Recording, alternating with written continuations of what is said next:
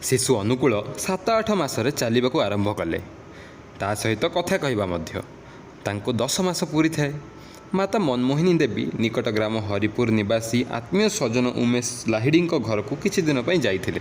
ଉମେଶ ଚନ୍ଦ୍ର ଶ୍ରୀ ଗୋପାଳଜୀଉଙ୍କ ପୂଜା ଅର୍ଚ୍ଚନା ଖୁବ୍ ନିଷ୍ଠାର ସହିତ କରନ୍ତି। ଦିନେ ସକାଳେ ପୂଜାକର୍ମ ସାରି ବିଗ୍ରହ ସାମ୍ନାରେ ଧ୍ୟାନରେ ବସିଥିଲେ। ଠୁକ୍ ଠୁକ୍ ଶବ୍ଦରେ ତାଙ୍କ ଧ୍ୟାନ ଭାଙ୍ଗିଲା। ଦେଖିଲେ ଶିଶୁ ଅନୁକୂଳ ସିଂହାସନରେ ବସି ମୃଦୁ ମୃଦୁ ହସୁଛନ୍ତି। ମନମୋହିନୀ ଦେବୀଙ୍କୁ ଏହି ଦୃଶ୍ୟ ଦେଖାଇବାକୁ ଡାକିଲେ ଉମେଶ ଚନ୍ଦ୍ର।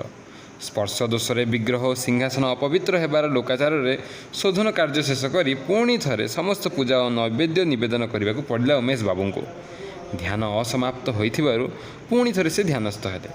ଚାହିଁ ଦେଖିଲେ ସିଂହାସନରେ ପୁଣି ଆସି ବସିଗଲେଣି ମନମୋହିନୀଙ୍କ ଶିଶୁପୁତ୍ର। ଉମେଶ ଚନ୍ଦ୍ର ଏହା ଦେଖିବା ମାତ୍ରେ ଦୁଃଖିତ ଓ କ୍ରୋଧିତ ହେଲେ। ତାଙ୍କୁ ହତାଶ ଲାଗିଲା। ମନେ ମନେ ଭାବିଲେ କି ଅଜବ ଅବାଧ୍ୟ ପିଲା, ବାରମ୍ବାର ଠାକୁର ସିଂହାସନକୁ ଚଢ଼ିଯାଇ ବିଗ୍ରହଟାକୁ ହଟାଇ ଦେଇ ନିଜେ ବସି ପଡ଼ୁଛି। ସବୁ ମାରା ହେଲା। ପୁଣି ଥରେ ସିଂହାସନ ଓ ବିଗ୍ରହ ଶୋଧନ, ପୂଜା ନୈବେଦ୍ୟ ଧ୍ୟାନ ବେଳକୁ 2 ପହର ହେଲାଣି। ମନମୋହିନୀ ଦେବୀଙ୍କୁ ଡାକ ପକାଇଲେ। ପୁଅକୁ ସିଂହାସନରୁ ନେଇ ତାଙ୍କର ପୂଜା ନ ସାରିବା ପର୍ଯ୍ୟନ୍ତ ସମ୍ଭାଳି ରଖିବାକୁ କହିଲେ। ଉମେଶ ଚନ୍ଦ୍ର ଶୋଧନ କାର୍ଯ୍ୟ ଆରମ୍ଭ କଲେ। ମନେ ମନେ ଭୟ ପାଉଥାନ୍ତି। ପୂଜାରେ ବିଘ୍ନ ଘଟିବାରୁ ଆଗକୁ କିଛି ଅନିଷ୍ଟ ଘଟିବାର ଆଶଙ୍କା ମଧ୍ୟ ତାଙ୍କୁ ବ୍ୟଥିତ କରୁଥାଏ। ଶୋଧନ କାମ, ପୂଜା ଉପଚାର ଓ ନୈବେଦ୍ୟ ଏସବୁ ସାରି ଆସନରେ ଧ୍ୟାନସ୍ଥ ହେବାକୁ ଆଖି ବୁଜିଲା ବେଳକୁ ଟିକେ ଖସ୍ ଖସ୍ ଶବ୍ଦରେ ସେ ଆଖି ଖୋଲି ଯାହା ଦେଖିଲେ, ତାଙ୍କର ଧୈର୍ଯ୍ୟର ବନ୍ଧ ଭାଙ୍ଗିଗଲା। ପୁଣି ସେହି ଦୃଶ୍ୟ।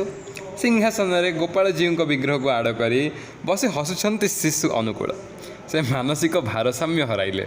ଶିଶୁ ଗାଲରେ 2 ଚାପୁଡ଼ା ପକାଇ ପଚାରିଲେ, ଆଜି ତୁ ବାରମ୍ବାର ମୋ ପୂଜାକୁ ପଣ୍ଡ କାହିଁକି କରୁଛୁ? କାନ୍ଦି କାନ୍ଦି ଶିଶୁଟି କହୁଛି, ମୋତେ ଏତେ ଡାକୁଛ କାହିଁକି? ଏହି କଥା ପଦକ ତାଙ୍କ ଅନ୍ତର ଜଗତକୁ ଏକ ଚମତ୍କାର ସ୍ପନ୍ଦନରେ ଦୋହଲାଇ ଦେଲା। ବିସ୍ମୟରେ ତାଙ୍କ ଲୋମ ଟାଙ୍କୁରି ଉଠିଲା। ମନମୋହିନୀ ଦେବୀଙ୍କୁ ଡାକି ସବୁ କଥା କହିଲେ। 2 ନୟନରୁ ଅବିରତ ଅଶ୍ରୁପାତ, ଆନନ୍ଦର ଉଲ୍ଲାସର ପ୍ରାପ୍ତିର। ଶିଶୁ ଅନୁକୂଳକୁ ଚାହିଁ ହାତ ଯୋଡ଼ି କହୁଥାନ୍ତି, ତୁମେ ମୋର ଡାକ ଶୁଣି ଚାଲି ଆସିଛ ବାବା, ତୁମେ କ'ଣ?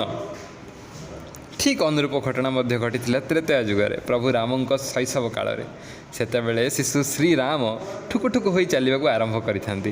ଜଣେ ବ୍ରାହ୍ମଣ ଦେବତା ଅଯୋଧ୍ୟାର ରାଜଭବନରେ ଆସି ପହଞ୍ଚିଲେ। ମାତା କୌଶଲ୍ୟାଙ୍କୁ କହିଲେ, ଆଜି ରାଜଭବନର ଆତିଥ୍ୟ ସେ ଗ୍ରହଣ କରିବେ। ତେବେ ସେ ହେଉଛନ୍ତି ସ୍ୱପାକୀ।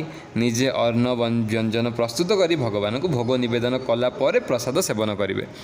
ଅନ୍ୟ କାହାରି ଦ୍ୱାରା ପ୍ରସ୍ତୁତ ଅନ୍ନ ସେ ଗ୍ରହଣ କରନ୍ତି ନାହିଁ। ମାତା କୌଶଲ୍ୟା ବ୍ରାହ୍ମଣ ଦେବତାଙ୍କ ଅନ୍ନ ବ୍ୟଞ୍ଜନ ଆଦି ପ୍ରସ୍ତୁତ ପାଇଁ ଆବଶ୍ୟକୀୟ ସରଞ୍ଜାମ ଯୋଗାଡ଼ କରିଦେଲେ। ବ୍ରାହ୍ମଣ ଦେବତା ଅନ୍ନ ବ୍ୟଞ୍ଜନ ଆଦି ସ୍ୱହସ୍ତରେ ନିଷ୍ଠାର ସହିତ ପ୍ରସ୍ତୁତ କରି ଭଗବାନଙ୍କୁ ନିବେଦନ କରିବା ଆରମ୍ଭ କଲେ। ଓମ୍ ନମୋ ଭଗବତେ ବାସୁଦେବାୟ ମନ୍ତ୍ରୋଚ୍ଚାରଣ ପୂର୍ବକ। ଆଶ୍ଚର୍ଯ୍ୟର ବିଷୟ, ସେଠାରେ ଶିଶୁ ଶ୍ରୀରାମ ଆସି ସହସା ଉପସ୍ଥିତ ହୋଇ ବ୍ରାହ୍ମଣ ଦେବତା କର୍ତ୍ତୃକ ନିବେଦିତ ଭୋଗ ଗ୍ରହଣ କରୁଛନ୍ତି।